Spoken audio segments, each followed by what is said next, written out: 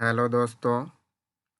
आज मैं आपको नोटपैड से रिलेटेड यानी कि नोटपैड क्या है, उसमें क्या क्या होता है, ये सारी ऑप्शन के बारे में मैं आज आपको नोटपैड में बताने वाला हूँ। नोटपैड एक सिंपली टेक्स्ट एडिटर है जिसमें आप नोटबुक बना सकते हैं। तो आइए चलते हैं, देखते हैं। सबसे पहले नोटपैड स्टार्ट करते हैं। स्टार्ट करने के बाद यदि आपका पेज छोटा खुलता है तो यहाँ से मैक्सिमाइज कर लीजिएगा आप। मैक्सिमाइज करने के बाद मेरा कर्सर अभी फर्स्ट में है। टैब बटन दबाते हैं, बीच में सेंटर में चले गए।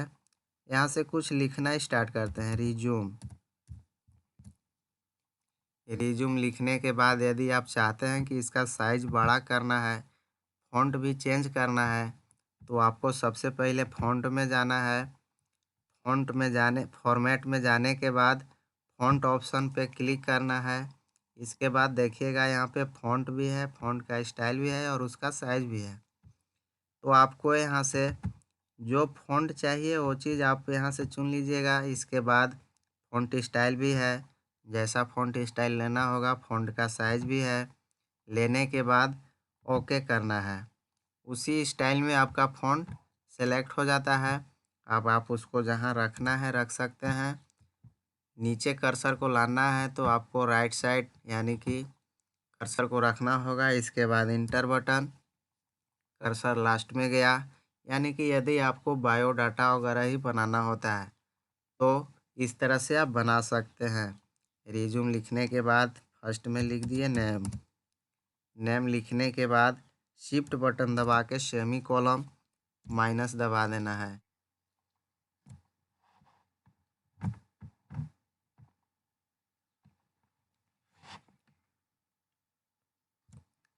टैब बटन दबाने के बाद आपका जो भी नाम होगा, जैसे मैं अपना नाम ही ले रहा हूँ, संतोष कुमार। लिखने के बाद फिर से आपको नीचे आने के लिए इंटर बटन, फादर्स नेम जो भी होगा, सन ऑफ,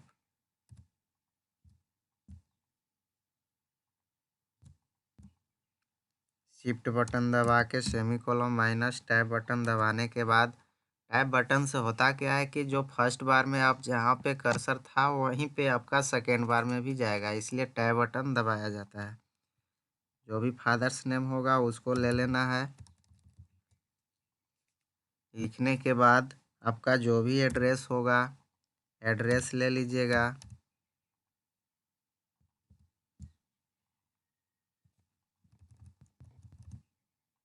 फिर से यानी कि जो भी आपका रिज्यूम होगा, बायोडाटा होगा, उसको आपको इस तरह से यानी कि बना लेना है। यदि आप चाहते हैं कि इसमें नेम का फ़ॉन्ट अलग हो और रिज्यूम का साइज़ अलग हो तो ऐसा नहीं होता है, क्योंकि आप अप्लाई करके देख सकते हैं। जो भी होगा आपका सब टेक्स्ट का स्टाइल, फ़ॉन्ट, जितना भी नोटपैड में टेक्स्ट लिखिएगा सबका एक ही साइज़ में फ़ॉन्ट स्टाइल सब रहेगा। जैसे मैंने यहाँ पे फ़ॉन्ट में गए, यहाँ से साइज़ कम किए और ओके किए, देखिएगा सबका साइज़ कम होगा। यदि मैंने यहाँ से एड्रेस को चुना है, चुनने के बाद फॉर्मेट में जाएंगे, फ़ॉन्ट पर क्लिक करेंगे। इसके बाद साइज़ हम बड़ा किए तो देखिएगा साइज़ सबका बड़ा होगा, क्योंकि नोटपैड में ऐसा नहीं होता है। नोट नोटपैड में आप चाहते हैं कि फ़ॉन्ट साइज़ अलग अलग हो तो नहीं हो पाएगा। नोटपैड में एक और ध्यान देना होगा आपको, कभी भी अगर इस तरह से टेक्स्ट लिख रहे हैं और पैराग्राफ चेंज नहीं हो रहा है तो आपको यहाँ से फॉर्मेट में जाने के बाद वर्ड रैप, यानी कि अभी तो मेरा ऑटोमेटिक लाइनिंग चेंज हो जा रहा है। जैसे मैं लिखने के बाद मेरा लाइनिंग ऑटोमेटिक चेंज हो जा रहा है, लेकिन हो सकता है कि कभी आपका नहीं होता है चेंज। तो आपको फॉर्मेट में जाना है और वर्ड रैप से क्लिक हटा देना है। अब आप जब भी टेक्स्ट लिखिएगा तो टेक्स्ट आपका चेंज नहीं होगा, एक ही लाइन में लिखाना स्टार्ट हो जाएगा, पैराग्राफ चेंज नहीं होगा जब तक कि आप इंटर बटन नहीं दबाते हैं। तो ध्यान रहे, आपका कर्सर हमेशा नीचे कब आएगा, जब आप इंटर बटन दबाते हैं तब, और नहीं तो आप यहाँ से फॉर्मेट में वर्ड रैप पर क्लिक कर दीजिएगा, ऑटोमेटिक आपका पैराग्राफ चेंज होते जाएगा। तो आइए चलते हैं, इतना तो समझ गए होंगे आप लोग। फाइल मेनू यानी कि फाइल में जाने के बाद फर्स्ट ऑप्शन है न्यू। न्यू का मतलब होता है नया पेज लेना। तो हम यहाँ से फाइल में जाने के बाद जो भी आप यहाँ से टेक्स्ट लिखिएगा पेज पे, इसको यदि आपको हटाना होता है यानी कि इससे एक्स्ट्रा पेज लेना होता है, तो आपको जाना है फाइल में। फाइल में जाने के बाद न्यू पर क्लिक करना है। न्यू पर क्लिक करिएगा तो मैसेज आएगा सेव करने के लिए और डोंट सेव करने के लिए। तो आपको करना क्या है, यदि फाइल को सेव करना है तो सेव, अभी हमको सेव नहीं करना है, अभी हमको नया पेज लेना है, तो हम यहाँ से डोंट सेव किए, एक पूरा हमको नया पेज मिला। अब जो भी टेक्स्ट आपको फिर से यहाँ लिखना होगा आप लिख सकते हैं। लिखने के बाद आपको फिर से एक और ऑप्शन है फाइल में, ओपन ऑप्शन, यानी कि जो भी फाइल आप क्रिएट करिएगा उसको ओपन करके देखने के लिए। तो आप ओपन करने से पहले सेव ऑप्शन का यूज कर लीजिए, क्योंकि जो भी फाइल क्रिएट करिएगा हो सकता है आपको उसका ज़रूरी कभी भी पड़ सकता है। तो आप उसे फाइल में सेव करके रख सकते हैं। तो फाइल में जाने के बाद सेव पे क्लिक करिएगा। शॉर्टकट उसका है Ctrl+S। बॉक्स खुला, सबसे पहले अपना यहाँ पे जो भी फाइल होगा चुन लेना है। हमारा फाइल जो है कंप्यूटर का डॉक्यूमेंट्स में सेव होगा। अब नाम क्या देना है, हम यहाँ से स्काई लिख दिए। लिखने के बाद Sky1 कर दिए। Sky1 से इसको सेव कर दिए। अब देखिएगा फर्स्ट में ऊपर यहाँ पे आपका नाम भी बताएगा जिस नाम से पेज को सेव करिएगा। अब इस पेज को हम क्लोज कर देते हैं यानी कि बंद कर देते हैं। नया पेज ले लिए। हो सकता है फिर से उस फाइल को यदि आपको देखना होता है तो फाइल में जाना है और ओपन ऑप्शन पे क्लिक करना है। बॉक्स खुला, सबसे पहले अपना फाइल चुनना है कि किस फाइल में आप अपने पेज को सेव किए थे। चुनने के बाद आपको यहाँ से फाइल नेम यानी कि क्या नाम से फाइल को सेव किए थे उसको इसमें लिखना है। Sky1 के नाम से हम सेव किए थे। लिखने के बाद ओपन आ गया। अब आपको करना क्या है कि देखिएगा फिर से वही ऑप्शन एक और है सेव एज, यानी कि सेव एज का मतलब होता है कि जिस फाइल को आप पहले से सेव कर चुके हैं उसी फाइल को फिर से यदि सेव करना होता है, रिसेव करना होगा, तो सेव एज पे क्लिक करिएगा और न्यू फाइल नेम यानी कि पहले जो नाम है उस नेम को हटा देना है और नया फाइल नेम देना है। हम दे दिए कंप्यूटर। कंप्यूटर लिखने के बाद इसको सेव कर देते हैं, यानी कि एक ही फाइल को अलग अलग नाम से, एक कंप्यूटर के नाम से हो गया और एक Sky1 के नाम से हो गया। आगे चलते हैं, देखिएगा पेज सेटअप। ऐसा भी आपको ज़रूरी पड़ेगा कि कभी कभी आप जो फाइल क्रिएट करिएगा उसको प्रिंट भी करना पड़ सकता है। तो आपको करना कुछ नहीं है, फाइल में जाना है, सबसे पहले पेज को सेटअप करना है कि किस तरह से पेज को प्रिंट करना है। पेज सेटअप में जाना है, बॉक्स खुला, पेपर का साइज, यानी कि जो भी आपको पेपर का साइज चुनना होगा, प्रिंटर में जो पेपर का आप लगाए होंगे उस पेपर का साइज यहाँ से चुन लेना होगा। पेपर का साइज चुनने के बाद यहाँ से देखिएगा ओरिएंटेशन ऑप्शन भी है। ओरिएंटेशन में देखिएगा प्रोटेक्ट और लैंडस्केप। प्रोटेक्ट का मतलब होता है लंबा पेज और लैंडस्केप का मतलब चौड़ा। तो आपको जिस तरह से पेज चाहिए आप यहाँ से ओरिएंटेशन चुन लीजिएगा। इसके बाद मार्जिन्स है। मार्जिन में जाने के बाद लेफ़्ट साइड से कितना मार्जिन यानी कि चौथाई छोड़ना है उसको आपको लिखना है। यहाँ से लेफ़्ट राइट जो भी आपको जितना छोड़ना होता है लिखने के बाद आपको यहाँ से ओके करना है, यानी कि ये पेज को आप सेटअप कर दिए हैं। अब आप प्रिंट करिएगा तो जो सेटअप किए हैं उसके अनुसार ही आपका पेज प्रिंट होगा। देखिएगा प्रिंट का भी ऑप्शन दिया हुआ है। प्रिंट पे क्लिक करिएगा, प्रिंट का बॉक्स खुलेगा। अब यहाँ से आपको सबसे पहले सेलेक्ट प्रिंटर यानी कि जो भी प्रिंटर आपका कंप्यूटर में लगा, यानी कि जो भी प्रिंटर आपका कंप्यूटर में लगा हुआ रहेगा उसको आपको यहाँ से सेलेक्ट प्रिंटर कर लेना होगा। इसके बाद नंबर ऑफ कॉपी, आपको कुछ नहीं करना है, डायरेक्टली यहाँ पे नंबर ऑफ कॉपी कर लेना है। जितना कॉपी प्रिंट करना होगा लिखने के बाद प्रिंट करिएगा तो आपका जो भी पेज रहेगा वो आपका प्रिंट हो जाएगा। आगे ऑप्शन है फाइल मेनू में एग्जिट, यानी कि जो आप यहाँ से क्लोज करते हैं। यदि आपको वहाँ नहीं जाना है तो फाइल मेनू में एक ऑप्शन दिया है एग्जिट, जो कि आप नोटपैड से बाहर निकल सकते हैं। फिर से हम ओपन किए, मैक्सिमाइज किए, एडिट मेनू में चलते हैं। फर्स्ट ऑप्शन है अंडू। अंडू का मतलब होता है पीछे आना। Ctrl+Z, शॉर्टकट उसका है Ctrl+Z। अंडू किए हम, यानी कि 1 स्टेप बैक चले गए। एडिट मेनू में फिर से अंडू, 1 स्टेप फॉरवर्ड, यानी कि 1 स्टेप बैक 1 स्टेप फॉरवर्ड करने के लिए आपको Ctrl+Y का भी यूज कर सकते हैं, जो कि फॉरवर्ड। एडिट मेनू में फर्स्ट सेकेंड ऑप्शन है कट, यानी कि जैसे यहाँ से आप जो भी टेक्स्ट लिखे हैं उसको वहाँ से कट कर देना होता है। यहाँ से नेम को हमको फादर्स नेम नहीं रखना था। सेलेक्ट किए, एडिट मेनू में गए, इसको कट कर दिए, वहाँ से हाइड हो गया। अब आपको जहाँ पे पेस्ट करना है सबसे पहले जगह चुनना होगा। जगह चुनने के बाद एडिट मेनू में सेकेंड ऑप्शन होगा, देखिएगा पेस्ट, शॉर्टकट है Ctrl+V, पेस्ट कर दिए।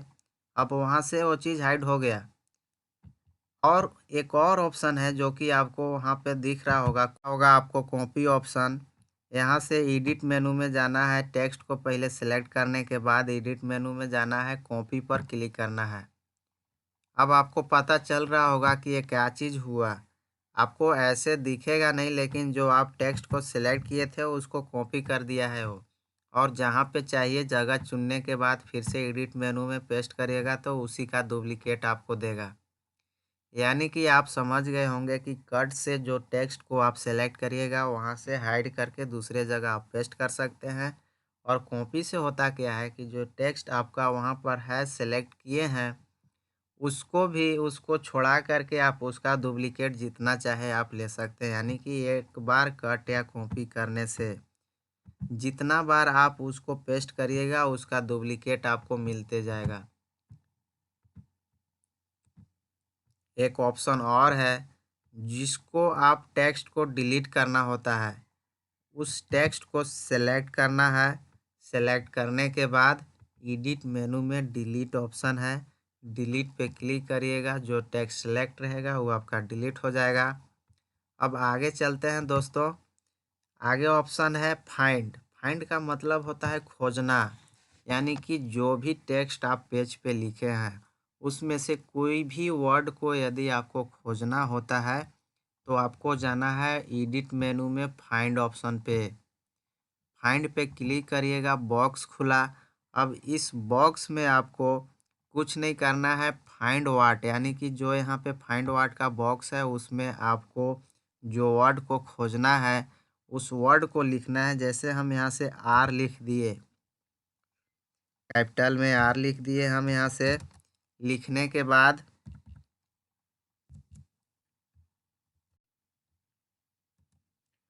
आर लिखने के बाद यहाँ से हम फाइंड नेक्स्ट करेंगे, यानी कि फाइंड नेक्स्ट करने से जो वर्ड आप लिखे हैं उसको सर्च करेगा।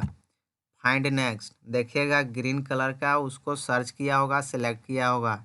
जितना बार फाइंड नेक्स्ट करिएगा जहाँ पे आपको आर दिखाई देगा उस सेलेक्ट करते जाएगा टेक्स्ट को फाइंड, यानी कि इसके बाद आर नहीं है इसलिए वो चीज़ सेलेक्ट नहीं कर रहा है। हम दूसरे वर्ड को लेते हैं यहाँ से।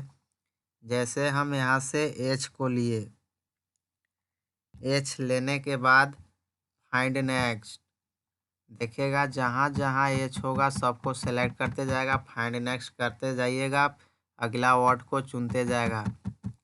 हो सकता है यदि कर्सर आपका नीचे डाउन में हो और आपको ऊपर जाना है तो डायरेक्शन भी दिया हुआ है, नीचे से यदि ऊपर जाना है तो फाइंड नेक्स्ट करिएगा, आपका जस्ट उसका उल्टा काम करेगा। ऊपर से नीचे आने के लिए डाउन और नीचे से ऊपर जाने के लिए अप का यूज करिएगा। इसके बाद आपका सर्च करेगा। एक ऑप्शन भी है आपका यहाँ से एडिट मेनू में, फाइंड नेक्स्ट।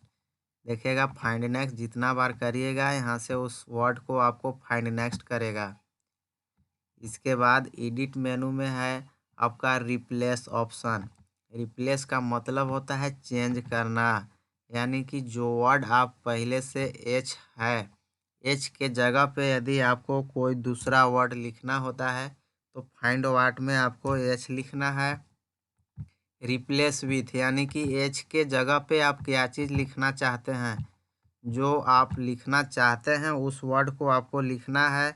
जैसे एच के जगह पे जी लिखना होगा। जी यदि लिखना होता है तो लिख लीजिएगा। लिखने के बाद एक बार जो है फाइंड नेक्स्ट यानी कि जो भी वर्ड आप लिखे हैं उसको क्या करेगा, सिलेक्ट करेगा। पहले से भी वो सिलेक्ट है, यदि सिलेक्ट नहीं रहता है तो एक बार फाइंड नेक्स्ट करना है। इसके बाद रिप्लेस यानी कि जो वर्ड सेलेक्ट रहेगा उसको रिप्लेस कर देगा, यानी कि एच के जगह पे देखिएगा जी कर दिया होगा।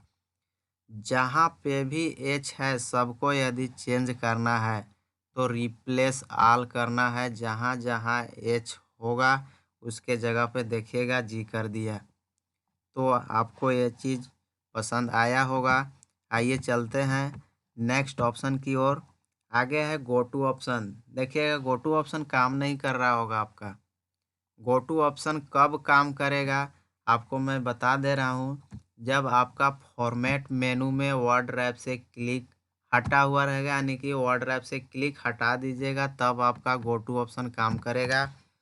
और एक ऑप्शन है दोस्तों जो कि व्यू मेनू में स्टेटस बार भी काम नहीं करेगा। यदि फॉर्मेट में वर्ड रैप पर क्लिक रहेगा तो एडिट मेनू में गो टू ऑप्शन काम नहीं करेगा आपका, और व्यू मेनू में स्टेटस बार काम नहीं करेगा। तो आपको सबसे पहले वर्ड रैप से क्लिक हटाना होगा। यदि वर्ड रैप से क्लिक हटाइएगा तो पैराग्राफ ऑटोमेटिक चेंज नहीं होगा। आपको इंटर बटन दबा के जो भी टेक्स्ट लिखे होंगे उसको इंटर बटन दबा के लिखना होगा। तो एडिट मेनू में गो टू पे जाना है, बॉक्स खुला। अब गो टू का मतलब होता है लाइन नंबर में जाने के लिए। हो सकता है 150 लाइन में आप लिख चुके होंगे नोटपैड में, और जिस लाइन में आपको जाना होता है आपको काउंट कर करके 1 2 3 करके गिनना पड़ेगा, आपको काउंट करना पड़ेगा। इसलिए एक ऑप्शन ही आपका दे दिया है go to.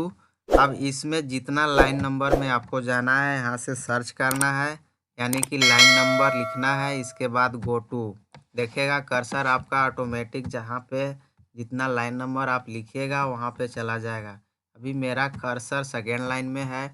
Edit menu, go to option, हम यहाँ से लाइन नंबर देते हैं 5 लिखने के बाद गो टू। देखिएगा मेरा कर्सर 5 नंबर में आ गया है। इसके बाद एडिट मेनू में है दोस्तों सेलेक्ट ऑल ऑप्शन, यानी कि सेलेक्ट ऑल पूरा पेज को एक बार में सेलेक्ट करना होता है। तो उसका शॉर्टकट भी है Ctrl+A। यदि आप ये चीज़ नहीं याद रखते हैं तो आपको जाना है एडिट मेनू। एडिट मेनू में सेलेक्ट ऑल पे क्लिक करिएगा, पूरा पेज सेलेक्ट हो जाता है। इसके बाद एक ऑप्शन है डेट एंड टाइम, यानी कि डेट एंड टाइम जो भी आपका कंप्यूटर में डेट एंड टाइम बता रहा है उसको इंसर्ट करना होता है, यानी कि लाना होता है। तो सबसे पहले जगह चुनना होगा कि आप कहाँ पे डेट एंड टाइम लाना चाहते हैं। जगह चुनने के बाद एडिट मेनू में जाना है, डेट एंड टाइम पर क्लिक कर दीजिएगा। जो भी डेट एंड टाइम आपको बताएगा वो आपका यहाँ पे स्क्रीन पे ला देगा, यानी कि इंसर्ट कर देगा। फॉर्मेट में आगे ऑप्शन है देखिएगा फॉर्मेट मेनू में वर्ड रैप का मतलब आप लोग समझ गए होंगे, यानी कि इस पे क्लिक लगा हुआ रहेगा तो पैराग्राफ ऑटोमेटिक चेंज होगा, और यदि इससे क्लिक हटा देते हैं तो एक ही लाइन में लिखाना स्टार्ट हो जाता है। इसके बाद फॉर्मेट में एक ऑप्शन है फ़ॉन्ट ऑप्शन, जो कि आपको बता दिए थे पहले ही। फ़ॉन्ट का स्टाइल साइज वगैरह आप यहाँ से चेंज कर सकते हैं। चेंज करने के बाद ओके। अब इसके बाद एक ऑप्शन है आपका व्यू मेनू। व्यू मेनू में स्टेटस बार देखिएगा, स्टेटस बार बोलते किसको है? आप जो नीचे की ओर मेरा कर्सर पे आप लोग ध्यान दीजिएगा, अभी यहाँ पे एक लाइनिंग आएगा, उस लाइनिंग को क्या बोलते हैं? Status bar. उस स्टेटस बार को शो और हाइड आप कर सकते हैं। स्टेटस बार पे क्लिक किए, देखिएगा यहाँ पे line number, column number status bar में लिखना शो कर दिया होगा।